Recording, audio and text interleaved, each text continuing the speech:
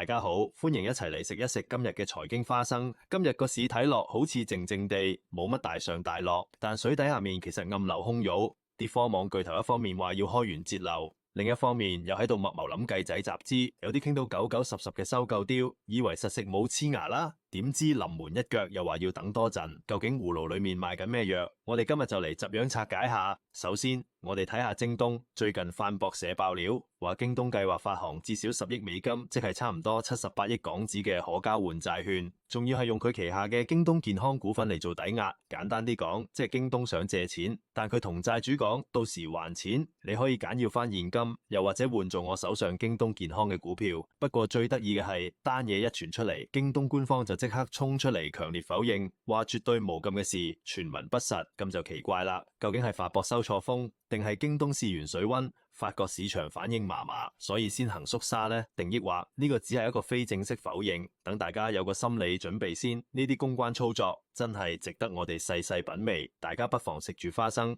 睇下京東之後仲有咩新招數。講開科網巨頭，另一邊廂惠禮集團嘅香港擴張大計都好似遇到啲阻滯喎。講緊嘅就係惠禮集團收購耀才證券呢單雕。根據最新公告，原本喺2025年11月25號就應該要完成嘅收購要約，而家要延長足足4個月，去到2026年3月25號。回帶睇翻，毅禮係想用大概28億港紙收購耀才創辦人葉茂林手上超過50%嘅控股權。咁點解要延期呢？公告就話主要係因為監管審批嘅問題。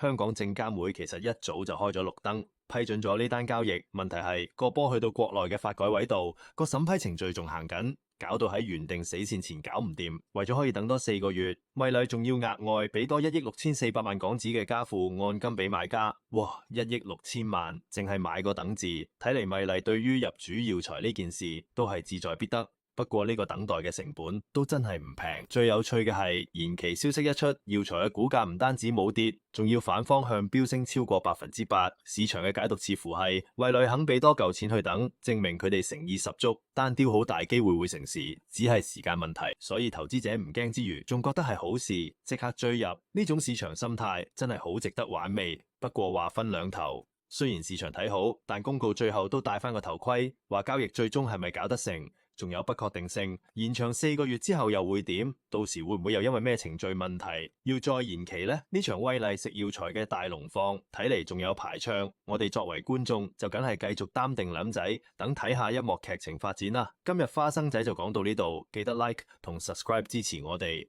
唔好意思留言分享你對今日呢兩單雕嘅睇法，或者想我哋下一集講啲乜，下次再見。